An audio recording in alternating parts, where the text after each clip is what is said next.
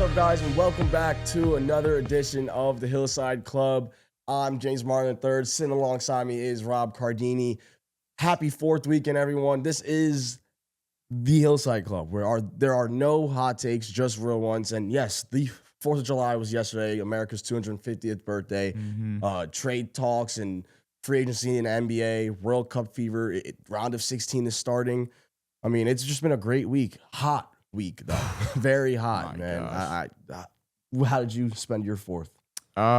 Luckily by a pool, big barbecue, uncle's house, yearly thing. You know, like I said, pool, fireworks, grills nonstop all day. Yeah. Truly one of the hottest 4th of Julys I can ever remember, if not the hottest 4th of our lives. So I know you were out on a boat. Yeah, so. on the boat. The boat. Honestly, man, like that's the perfect type of day for the boat. Yeah. Like when it's so hot that you need that like cool, refreshing water. Like the sound, it was a beautiful day. Man. Like it was picturesque. That's how it was. Honestly, loved it though. You know, family, friends, food, all of it, and everything in between. Like that's the best thing about holidays, right? That's why I love Thanksgiving. Like food and family, like all of that is that's where you make the best memories. So I was gonna say though, talking about it got me thinking. Yeah. Is the 4th of July a top 3 holiday? I think obviously for me, Thanksgiving is number 1. Right. Mm-hmm. And then I think I got Christmas maybe at 2. I feel like Christmas, like growing up, definitely probably had like the number 1 spot. Yeah. But like now, I don't know, 4th of July is pretty fire.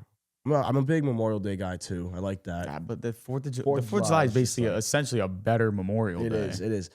Fireworks too, like it's up there.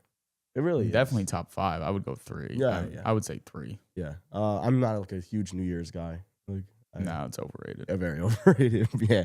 But yeah, the NBA, man, like that Celtics trade, Jaylen Brown. Oh man. I mean, I got a take on it. I can get right into it. Right into it. What? Like, I don't understand it. I guess they're trying. Brad Stevens has this Celtics fan base in an uproar right now. That's what I don't get. He's a very, very, very smart basketball mind. Exactly. So the fact that he did this, it's like, I felt like they must have felt like they were pinned in a corner. Mm-hmm. But Jaylen Brown kind of made it seem that like they kicked him out. They were the ones that were like, all right, we're going to move on from you. I mean, who knows? He says so much on his podcast. Who really knows what the deal is? But the way I feel about this trade is this is the worst trade in American sports, if not all sports, since the Deshaun Watson trade to the Browns. Oh, and I don't even think it's one close. Was crazy too. I don't think it's close. I really don't. Like that trade will probably go down as one of the worst trades ever in sports just because of what was going on at the time. Hadn't played football in so long. 3 first-round picks. But this one, to me, is right up there. Right up there. You traded a 29-year-old finals MVP for a guy who is 36 on the back end of his career, has knee injury problems, and has become a playoff shrinker to the max ever since he's left Indiana. And people are going to try to tell you that the 2 first-round picks make up for that. The hell they do. Yeah, No, they do not. Like you said. And then my whole thing was this is supposed to be a down year for the Celtics, right? Insane. He carried them to the 2nd seed in the East. Yeah. Mm-hmm. And they've got people in their organization that believe that Derek White had a better season than Jaylen Brown. What are we talking about? I don't know. It's really troubling. I think because Dave Portnoy brought up something similar to that, like what you said about how they had a really good year with Jaylen Brown. Where if they had a bad year, right? If they were like a 500 level team, 8 seed, whatever, not a great team, and then they run it back next year, it's like, oh, we get Tatum back. All right, now we get the duo back. There's not even a thought of trading him. No. But he carries this team for a full year, plays pretty much MVP level basketball, And now it's like you trade him for Paul George. I don't know what's going on. Then you got the reports coming out that they think Peyton Pritchard's going to take a Jalen Brunson kind of step up into that role. And I can't even explain the blasphemy that is. That you Like after the run that the Knicks just went on, they really had the nerve to compare Peyton Pritchard to Jalen Brunson. Which, no disrespect to Peyton Pritchard, I mean he's a great player, but I mean, what Jalen Brunson just did, come on, guys. Like, is maybe top 5, top 3 player, if not the GOAT of the NBA at this point. So, what are we talking about? The funniest part about it was like earlier in the day, they had, first of all, signed Mitchell Robinson, which my heart hurts for the Knicks losing him. And then just completely, like, they got better, right? They got, like, better that day, and then they just got worse. Like, I don't get it. Like that. Like that 1-2 punch, they spent years building that 1-2 punch in Tatum and Brown, and they're throwing it away because of what?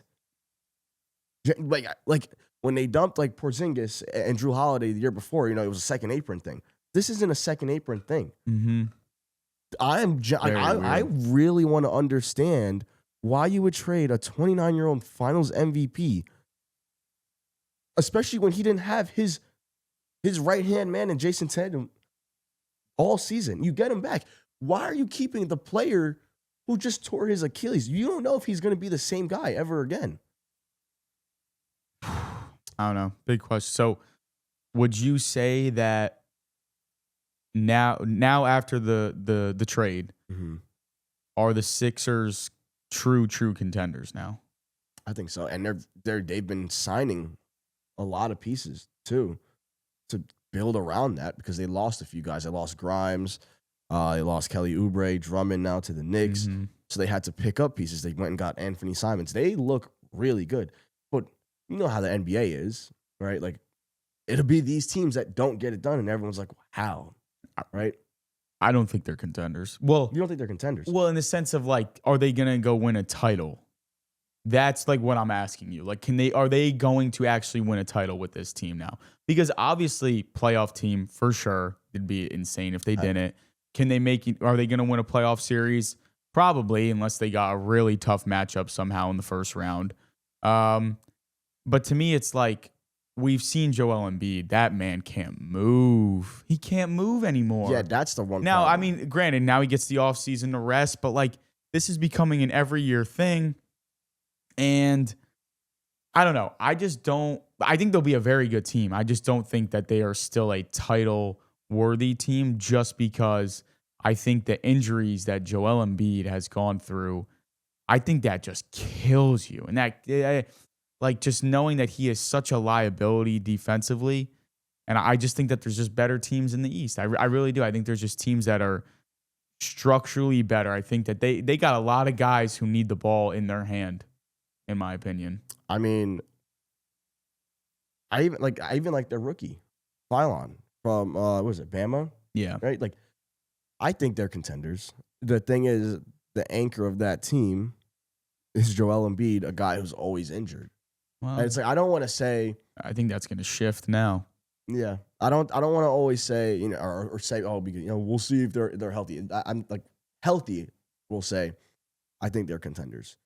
Yeah, but Who knows? Yeah, I guess. knows? But Embiid's healthy is not really healthy. It's not. From what we've seen. Exactly. But now that he doesn't have to do as much, dude, they have 4 guys on that team that are going to be will have been all-stars in their career. Like, Edgecombe will be an all-star in his career at some point. For sure.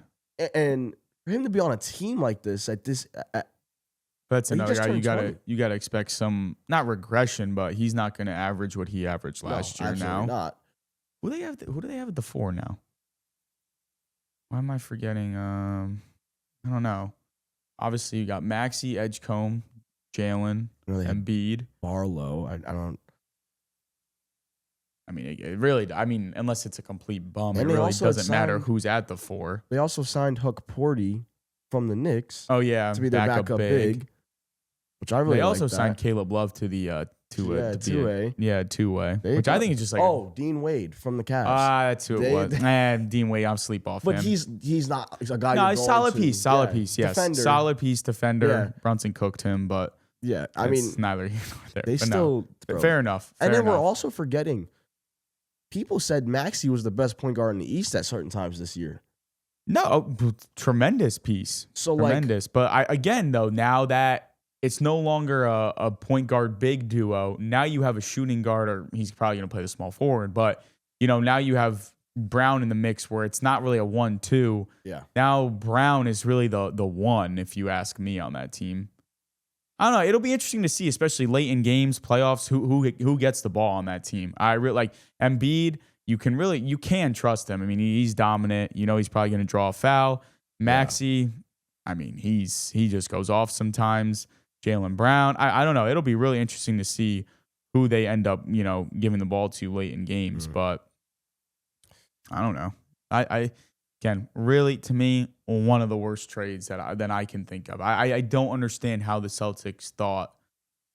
I think, I don't know. I guess they just saw no coming back with, after basically offering up Brown for Giannis. They kind of just said, we have to do this. But, I mean, we could have gotten. Yeah, I mean. We could have gotten something better. You're telling me, like, you couldn't have gotten Edgecombe back? Yeah. And you see what, like Kendrick Perkins was talking about, how, like, Jaylen Brown has the right to feel disrespected because, dude, what on earth? He just won this team a championship 2 years ago. Yeah, I mean, to some degree, maybe the way they handled it. But at the same time, it's like when you look at roster construction, I don't think it's crazy that they wanted to trade him to try to get Giannis. Yeah. Like, I don't think that's an insult that you got traded for Giannis. Like, yeah, I mean, he's a finals MVP, but I think they do have a little more trust in Tatum, which is crazy after the Achilles. But, I mean, listen, he came back already last year and looked just fine. So, and he's only getting more time to recover. But, we'll see. Things happen. Things change. Things change in all of sports. You look at what happened with the red card for Team USA. Red card has been, I don't even know. Suspended, suspended. Yeah, the word they used was suspended. I didn't even understand what that meant. But yeah, man, USA, they might go on a little run here. They got some real momentum, man. They played what, 20, almost over 25 minutes of the game versus who they played? Bosnia with only 10 guys. End up adding a second goal. Oh my, Malik Tillman, that goal was. I was out at a bar watching that game, and look, it erupted in there, dude. That goal, for them to be 10 men and then to score with an man advantage for Bosnia, like you said, that momentum, like, this is the best soccer I've ever seen the U.S. men's national team play in my life. It's crazy. And I've been a huge, like, Team USA fan in terms of soccer. Like, I watch every Gold Cup. Like, I watch whenever they come on during the summer, I watch, right? I just want to see if they're them in Jamaica. Those are like my countries that I watch because of my parents, right? This is the best soccer. I'm telling you, like, they look fluid. They have a core in that midfield, like McKenzie. They got Adams is back there. Tillman. These guys are like playing as if this core is building something. I've never seen anything like this from the U.S. men's national team. It's unbelievable. But tomorrow, big game, man. Big game. Maybe the biggest game ever Seattle, for World Cup for U.S. men's soccer. I don't know. Yeah, dude, I don't know if that's an overstatement, but first knockout round win since like 2002. Yeah. So, and the game is in Seattle, which is like probably the biggest. Probably is one of the biggest soccer cultures in terms of America because of the Seattle Sounders. Like, that's probably one of the oldest teams in MLS. So it's huge. The 12's got to show out. They are going to show out. It is going to be loud. It's going to be rocking, and it's a night game. Like, I saw a video. Bro. Someone did like an AI like Monday Night Soccer, like with the ESPN theme song, music, and they used Joe Buck's voice. Oh my gosh. With AI, it's like it was actually amazing. It was pretty fire to see.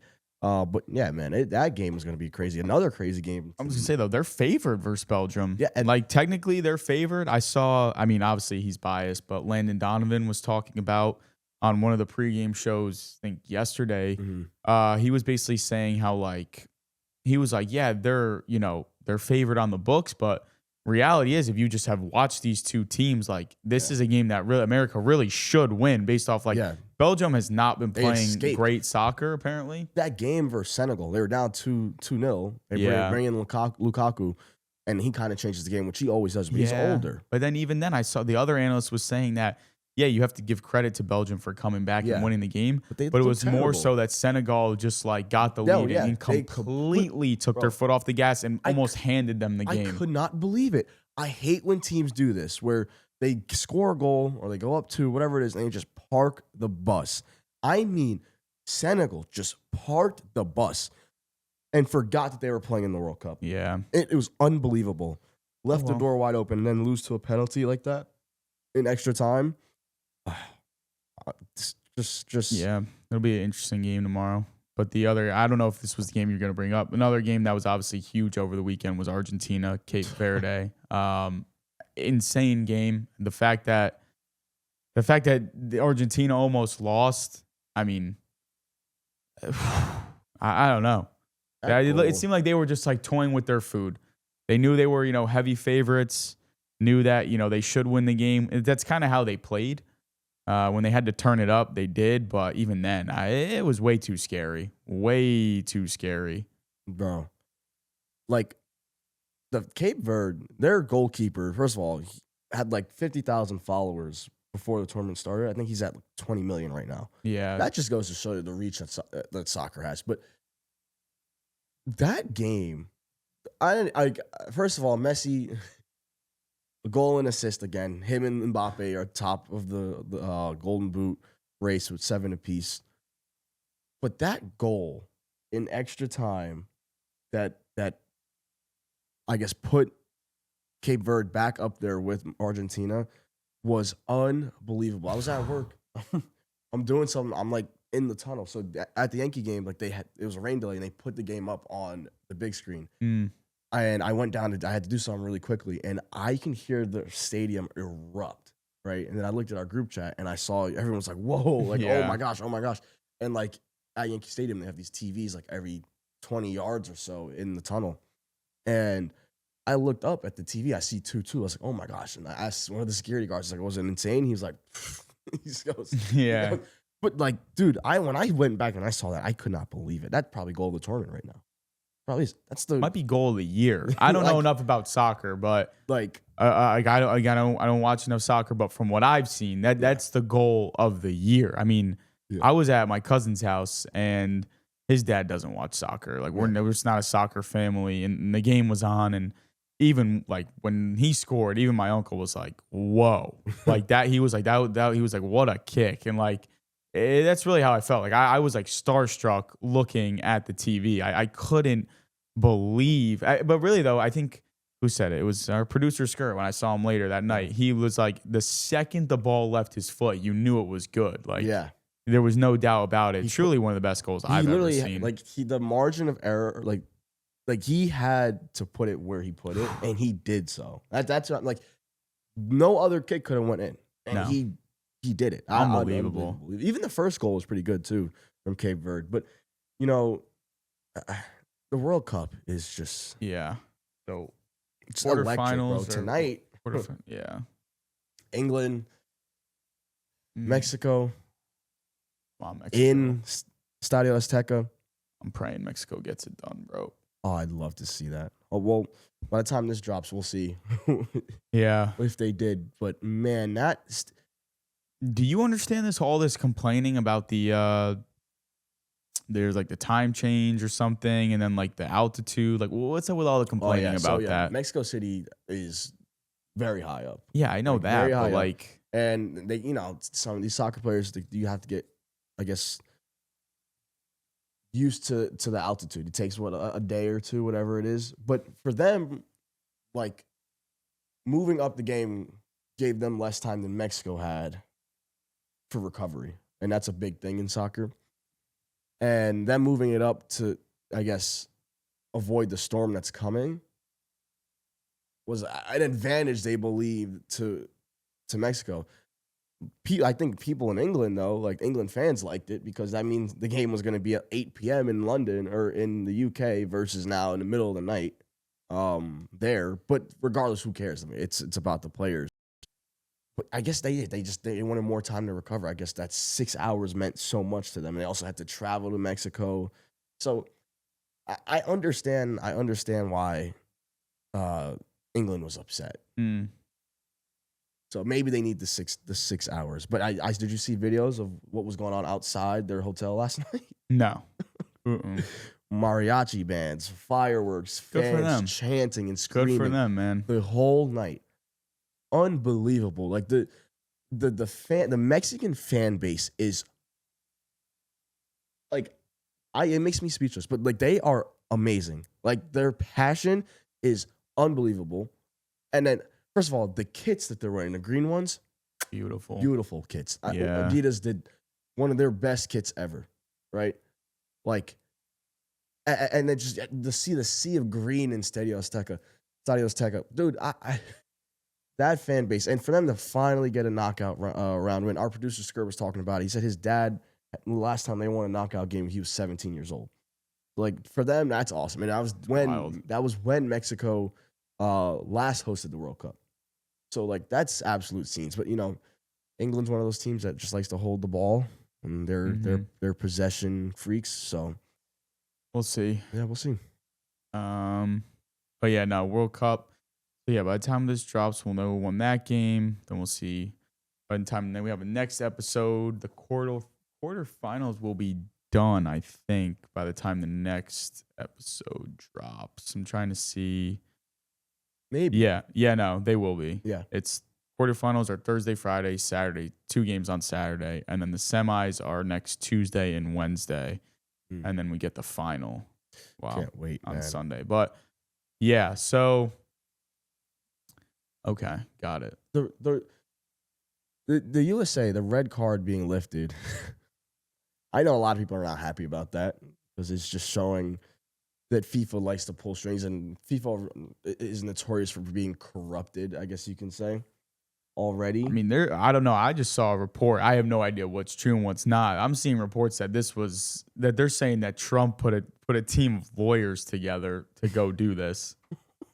And I have no idea if it's true, but I have seen this multiple times now on Twitter that Trump put a team of lawyers together and they like contacted FIFA and said something was like not right what they did, and the red card was like excessive, and then I guess FIFA had had their own team look at it again and deemed that it was unnecessary. I have no idea how that happens, but shout out to US though, really. No, the rule is you're not supposed to slow it down and then look if it met the criteria of a red card. Like, you're not supposed to, because when you slow something down, it looks way worse than it was.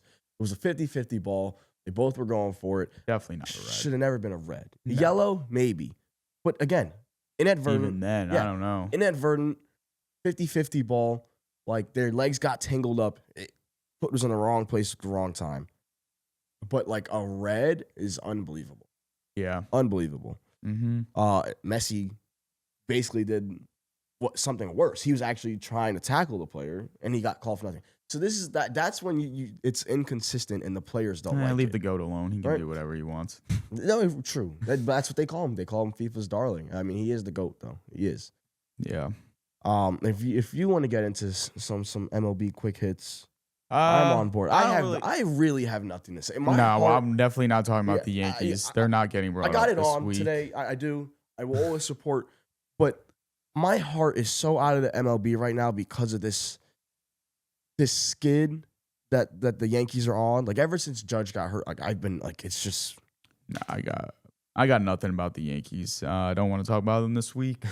The All-Star rosters came out. People are always going to say who got snubbed, who this, who that. Again, it's all these All-Star games are popularity contests, so you can talk about snubs and who deserved it, but yeah. At the end of the day, fan bases have to show out. And some do and some don't. But yeah. Other than that, it's going to be a weird All-Star game too, because a lot of people who made it, I believe, are like on the IL, or who's dealing with an injury, who's actually going to be playing for these teams, and I'm sure we're going to see quite a few like reserves and other people even get like called into the All-Star game. Yeah, I will say, it is in Philly. Yeah, right? it's in Philly. I mean, It'll be a great sports weekend. town. Yeah, I mean, That'll Philly, be amazing. a lot of knucklehead fans. Yeah, The home run derby will always be cool, a cool event. will be. But and then, I mean, yeah, the MLB All Star Game is probably the last All Star Game where people actually try. So Yeah. it'll be interesting to see. I wish it still actually meant something. I really do wish that the winner of the All Star Game still got home field advantage in the World Series. But I don't know. My other thing with just MLB, now that we've reached like the halfway point, if you will, it's just been a really weird year for me. Like I'm looking at the standings right now. Yeah. Like the AL is a complete shit show. I mean, one of just the worst. I don't know. I mean, in the past, how many ever years, I can't remember the AL just like really looking this mid as a whole. I mean, they only have 6 teams over 500, and 4 out of those teams are only 4 games or better, or 4 games or less over 500. So they're not really doing much. I don't know. Just a lot of teams. Like you look at the AL East, I mean, very up and down. The Yankees are a joke. The Rays are back to doing their thing. Then you have, Blue Jays, Orioles, and Red Sox, teams that it looked like they were building some momentum in the previous years. They're not playing well, which is very surprising, especially from the Blue Jays. Let's see, who else? The Astros under 500. I think Seattle's been kind of disappointing so far, although they seem to be, riding the ship a little bit. The White Sox actually leading that division. That has to be a pretty big surprise to many. I don't know. I just think a lot of teams are just, kind of disappointing. Even if you look at the NL, like the Padres, the Marlins are actually 6 games over 500, which is, I think, a shock to many. And I don't know. I feel like it's just a weird year in the MLB. And then you obviously have the, Dodgers, who are 28 games over 500, of course. It doesn't end with them. And they're probably winning again. Yeah, I think it's getting to the point where I don't see anybody beating them. I hope someone can knock them off. I really do. I don't think that team. I don't think the team that can knock them off is coming out of the AL though. So it's probably going to have to get done on the NL side of things. But that's really all I got for the MLB this week. My heart's not in it, man. No. But no, we'll definitely be tuning into the All-Star game. With that said, I think we can get. Well, this kind of has to do with baseball. My about it of the week, when we can get into our about it, not about it of the week. My about it of the week, wiffle ball. Wiffle ball is just such a timeless game to play with your family, your friends. I played it on 4th of July for probably what felt like 2 hours straight. Little best 2 out of 3 with the fam. Just such a good time. It just brings you back to when you're a kid. It really doesn't matter how old you are, how good you are at baseball, if you ever even played baseball. Like, wiffle ball is just so peak on 4th of July. I mean, I got the Sandlot shirt, L7 weenie, reminds you of like being in the Sandlot. It's just a timeless game, so much fun. Tempers start to flare a little bit depending on, how the games are going. But that's my about of the week, wiffle ball. My about it of the week, I was going to say the 4th, or, just the weather and how beautiful it was this weekend. Yeah. What I do want to say is, first of all, I do want to give, I guess, Leon Rose a shout out, right? For what he's done with the New York Knicks. That's my about it of the week. Him not going into the second apron and still trying to figure it out. This past week, they signed Andre Drummond, a guy whose stats are on par with Mitchell Robinson, right? For him to build up, I didn't even get to speak on this. For him to build up this roster the way he did, and for the Knicks to get done, I'm still talking about the Knicks. I don't care. This will be a thing for me for the rest of my life. But for him to build up that roster the way he did, and then to still be able to bring guys like Shamit back, to bring Jose Alvarado back, and Diawara. I know it hurts to see Mitchell Robinson leave, but yeah, it was going to be somebody, right? It was going to be somebody, and Jose and Shamit played more minutes than him. Yeah. So you had to bring those two back, and they played phenomenal, as did Mitch. But for him to be able to do this, and James Dolan says he's not going to the second apron, and they can probably still go get a big. But I got to give him his kudos, because we talked about Brunson all the time. We talked about Cat or OG, Leon Rose constructed this team. He believed in Jalen Brunson when no one else did. I Yeah. was sent a photo from one of my buddies the other day of a comment I made when they traded for Jalen, or when they signed Jalen Brunson years ago. And I was just like, this is so stupid, bro. And it was laughing emojis. And a random went back and like was like laughing at my comment from 4 years ago. Like That's random. crazy. And then my buddy sent it to me. Bro, he saw it out. Leon Rose saw the vision before I did. Obviously, anyone else did. Believed in Jalen Brunson. So again, he's my about it of the week. Mm-hmm. Yeah, no, I mean, very impressive what he's doing. Yeah. Keeping this team, putting this team together and doing his best to make sure that they stay together and stay competitive for as long as possible. Yeah. Not about it of the week.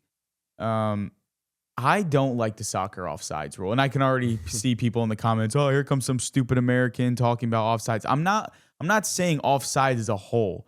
I just think that soccer offsides should be like hockey offsides in the sense that it should not be if part of your body is past the last defender. It should be if your entire body is past the last defender. Like the fact that you could have a goal called back because your left toenail was past the last defender just doesn't sit right with me. Because like in a game where these split second plays are happening, something that small just shouldn't be deciding games, in my opinion. Now, obviously, again, full body past the player, 1,000% we're bringing the goal back. 1,000%. I will always agree with that. Like, we can't have cherry picking. It's terrible. That's why it's the thing in hockey. Completely agree with it. With that being said, soccer's been around for, hundreds of years. The rule has been this way for God knows how long. I don't see them changing the rule. I just can't stand the rule where, like, you see these, VAR, replays, and all of a sudden you see this, you see like the little, like a monogram kind of thing. And all of a sudden it's like this much of the guy's shoulder is offsides and it's like, oh, no goal. It's like, come on, dude. Like, this is really how, the best athletes in the world have to have a game decided. I don't know. That just doesn't sit right with me. But And the craziest thing about all that is, like, before VAR, it used to just be all by that, like the look. That's even crazier. And there were many times where guys were offside and the goal stood because the ref didn't see it. And there were times where the guy was actually onside and they called it offside.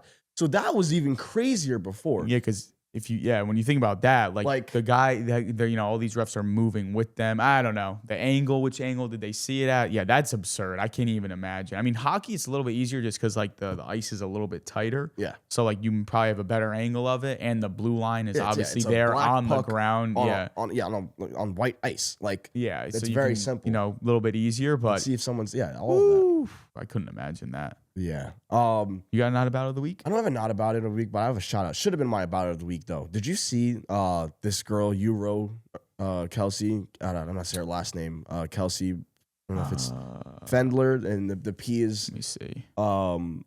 Silent. She solo rode from California all the way to Hawaii. Yeah, I did see this on it. 43 days. 17 hours, 55 minutes, 59 seconds. Like, first American woman to do so. I was scrolling on my phone last night, or 2 nights ago, and I was just looking, and there was some girls like, we're waiting outside. We're waiting to see like Kelsey. She's about to she's about to make it to land, right? Like, I was like, what's going on here? And then I see she's on live, and you see a 24-foot boat. 24-foot boat, 43 days, a month and a half. Nope. That sounds like a nightmare for me. I mean, it sounds like something where it's just, you have to do it to survive. Like, and she's out here doing it for fun. Fun. Really absurd. What a feat to accomplish. But yeah, I mean, what happens if there's a storm? There were storms. And it was like, obviously nothing terrible, but like, dude, you got to see this. This is unbelievable to me. I was gambling with your life, in my opinion. I went down a rabbit hole. I could not believe, because I remember last year that guy that sailed from like California to Hawaii, did the same. She rode literally herself. I could not believe it going through this. And you could see she's got like a 43, like she's doing each day. I saw Dwayne, The Rock Johnson shouted her out. She's got fish flying into her boat. Like, dude, this is unbelievable. Unbelievable. Like, me in the water, open water. I mean, I don't even like not being able to know what's underneath me when I'm walking, when I can still have my feet down in the water. I still don't like that feeling You know that sound like on TikTok, like, yo. Oh, yeah, the sailors thing. Yeah, every time they do that in like any sort of like, bro, ships. You ever see like those guys that are in the water that are like, I guess, scraping the ship of like, the barnacles? Yeah. You couldn't pay me enough. Oof. Yeah, what realistically, what amount of money would you need for someone to work that job? Like full year round kind of thing, or like just someone like offers me a lump sum amount of money to just go do it. No, if that was your time. job, like what was the salary need to be? I mean, you gotta. Well, I don't know. That's a good question. Dude, I would need. The thing is, like, you're not doing that in the middle of the ocean. Like, the boat has to be either anchored, docked. I don't know. I mean, granted, I do hate it though. Well, I mean, there's so many factors into this. Like, how much would I do it for it to be my job? Well, that means I wouldn't be doing other things. I don't know. I mean, dude, that's my main income, revenue. You gotta give me like $500K a year. Oh, yeah, I need at least 7 figures. Like it's scary. I mean, if you're doing that in the middle of the ocean, no kidding, that's scary as hell. But it's at a dock. I mean, it's still scary. You never know what's lurking down there. All of a sudden, like a fish pops out of nowhere, shark pops out of nowhere. Yeah, fair enough. Water, bro. Open water is the worst. I couldn't even imagine that. Although I will say one of my favorite shows growing up was Deadliest Catch. I don't know if you ever used to watch that. What? I was a Discovery and National Geographic fiend. Oh my god! Brazil just missed the goal. They just brought on Endrick, the teenager. I think he might be 20 now. They brought him on. He just barely missed the goal. Wow, that was crazy. Insane. Loved Deadliest Catch. Bro. Loved it. So entertaining. Absolutely love that show. But yeah, it's crazy. I mean, sometimes guys would go overboard. Like, oh, you're bugging. I would as soon as I would hit the water, or maybe even before I even hit the water after falling out of the boat, I would need to change my underwear without a doubt. Something I saw over the weekend that just got me thinking. Unbelievable. I really think we're losing the plot as a society. Yeah. And some people might say, well, these guys are talking about it on a podcast, so this is part of the problem. But I saw a tweet. Some lady, she had 2 studies, screenshots of studies. And basically one of them was how there's fewer places to relax and socialize in the U.S. U.S. establishments per 100,000 people. Bars and nightclubs are down. Bowling alleys are down. Marinas and movie theaters are also down. And then she put a picture of the rise of American gambling and how much U.S. gambling losses continue to rise to record heights, which I'm not going to, be the one to, is there causation, correlation, whatever word you want to use. I'm not going to say those exactly go hand in hand and that they're directly correlated. I just think that we've just had the shift in society. To me, it's just more about I think as a society, we're just becoming so such loners, and everybody is doing so much more stuff inside, alone, on their screen.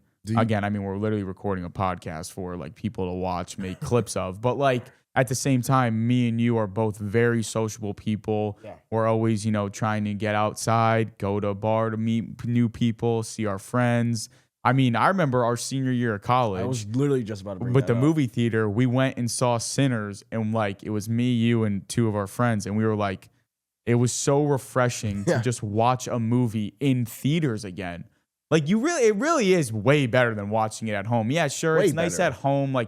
You're in, the comfort of your own house. You go to the bathroom, it's right there. You could pause the movie. Yeah, sure. But watching it on a big screen, movie theater popcorn, you're in the seat, you get a 24-ounce drink. You can't beat it. I don't know. It's just, I think it's it's just a scary part of where we are as a society. Dude, I feel I fully agree. I don't know. What I was going to say? I remember, right after COVID, like senior year of college, because like we were like hybrid, like towards the end of the year, like that's when people started going to school. I remember that. But yeah, I didn't go to school like in person all year, and then like right after, right, like it was time for us to go to school or go to college, and I think it was just like we were having trouble finding places to hang out if it wasn't somebody's house. And I remember that being the thing. Everyone's like, it's so boring here. It's so boring in town. I really don't even think that's on us. I don't think that's on the area we're from. Like this right here. I think it's shows a it. combo. I think it's a combo. I think COVID obviously killed a bunch Yeah. of small businesses and like places to go to. But at the same time, I think there's just been, and I think COVID was a catalyst. Like I think the movement or like the social change was coming before COVID. Yeah. And I think COVID just completely spiked Yeah. everything. But I think this was, I mean, if you look at like the graphs all Yeah. start from 2001. And from 2001, they're all heading down anyway. So I don't know, man. I think it's just sad. It's just sad. Like So- it's like well, you can't even. Everything's online. You know, meeting people. I mean, that's a whole other topic. You want to get into like. I mean, we're not going to really get deep into it, but like you get deep into the whole like dating thing and meeting people. I mean, you can't even like go. I don't know. I mean, it really is just a terrible way. Now, again, this lady who tweeted it, she compared it to gambling, which I don't think there's a direct correlation between that.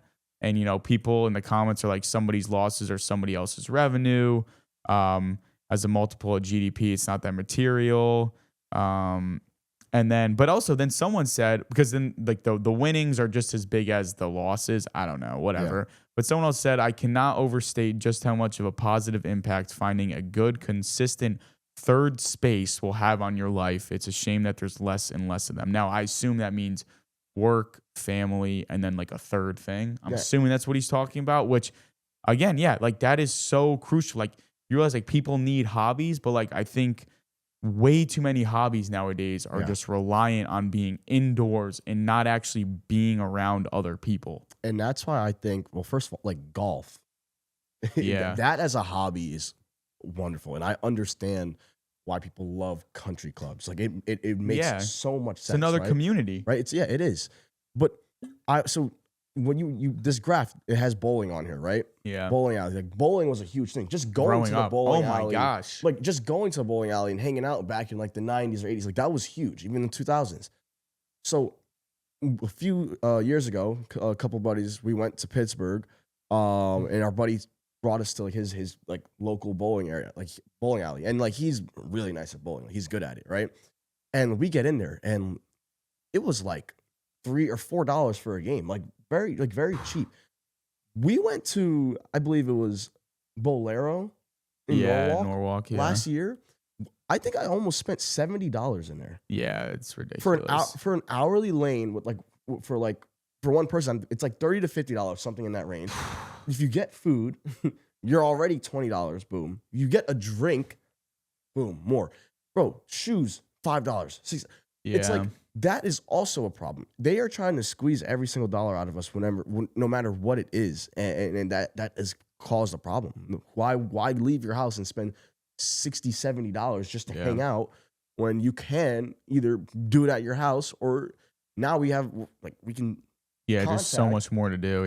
You can get in touch with your friends without even having to be in person with them. There's just so many factors that have led to this, and I just think it's funny how the gambling spike has also led to like people rather stay inside and throw money on a game they have no care about. Like so many factors, and I love that you brought this study up from this lady on Twitter. Like it's unbelievable. Like, I don't know. I mean, I don't know. I don't know if the it costs so much money just to leave the house. Well, yeah, that's another thing too. Like, because I think because there's less and less of them. Prices are going up. Yeah, people just have less inclination. I mean, movie theaters have gotten out of control price wise. Yeah.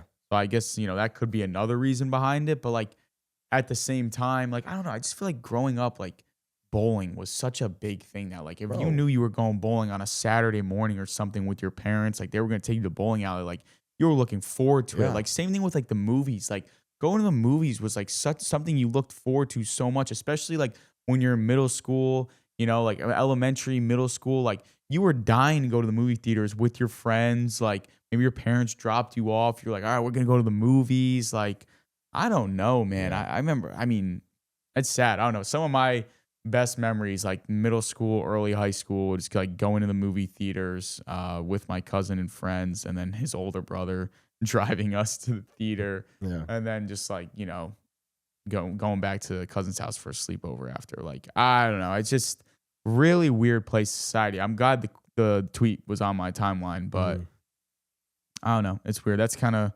all I had for this week. I feel like we should throw in like a would you rather segment at the end every episode. I had one that I thought it was hilarious. This one, disgusting. But like, would you rather have to use shrimp flavored toothpaste or deodorant that smells like cheese? Shrimp flavored toothpaste. Are you nuts? You think I'm gonna leave the house smelling like cheese? But your breath smells like shrimp everywhere you go. You talk to someone. You want to talk to a nice young lady. Okay, first off, no. Your breath's just gonna be smelling like shrimp. First off, no, it tastes like. Then it says they say taste. It tastes like shrimp. So okay, so it tastes like. First off, I don't even know what. Either? I mean, shrimp doesn't even taste that bad to me. So we could start right shrimp there. Is great. So I'm cool with that from the get go. It's probably gonna be a weird adjustment, but I don't think your breath really is gonna smell like shrimp that bad too. I'll just throw a piece of gum in your mouth. Now with deodorant, if I'm using deodorant every day that smells like cheese, like you would say, oh, then you could put cologne on to mask it. But no, at the same time, no, because you think about it, deodorant is activated by when you sweat. So the more you sweat, the worse it's probably going to be. No, 1,000% the toothpaste, that's shrimp. No, I had to throw that out there. That was, Yeah, no, I was trying to think if I had anything else. No, I have nothing. I can't wait for this Mexico game. That's about it, though. I know. That is about it. Mm-hmm. All right. Well, I think it's going to wrap it up. We're not going to drag it out for the sake of dragging it out. Good episode, a little bit of a quicker episode. Trying to think what we got coming up. Tune in next week. Next week we got the punishment. I wasn't going to say it. It doesn't matter. It doesn't matter. All right. Maybe James will blur it out post-production. We'll see. But yeah, so next week we got the punishment coming up. You guys will see that here. Yeah, that'll be interesting. Mm-hmm. What else we got? So then, World Cup will be Summer League is on right now. We'll see what I saw. Darren Peterson went crazy. Oh wait, quickly before we wrap up, did you see? I don't even know if this was. I pray to God I didn't get faked out on Twitter because I saw Big Cat tweeted it too. Did you see the NBA's testing out a rule that if you get fouled for 3-pointers, that you only have to hit the first one and you can, and then it becomes an instant 3 points? Did you see that? Honestly, I would just hope. I hope that was like something no, fake. It's real. It's Apparently real. They did it they've been doing it in the G League these past few years. Oh my God. I didn't know. Like, this makes no sense. I don't understand. As if it's a guarantee to hit all 3 free throws. That's what I'm saying. The NBA would never. I would just hope they would never do that because now you're messing with rule books or you're messing with the record books. Oh my gosh. Unbelievable. Someone said it's just so that these guys don't have as many free throw attempts now. So the stat sheets look better. But I mean, it's going to have, who cares about the stats? It's going to have a direct correlation on the outcome of games. Disgusting. That was insane. But yeah, I thought of that. So, because when you said Summer League, what else? We'll keep going. All-Star game. We might have a guest interview coming on soon. Yeah. No guarantees, but we might have something like that coming up.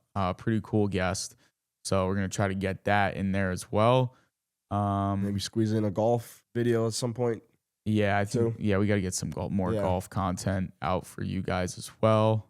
But yeah, other than that, hope you guys all had a great July 4th weekend. Already episode 20 of the Hillside Club, which is crazy. Seems like not a lot, but when you really think about it, we only started this like a few months ago, which when in the whole scope of time is really nothing. Like when someone's asking, when did you start your podcast? Like, February. Oh, that's nothing. Like, it's still just getting off the ground. Another great week. We finally, the pod is growing.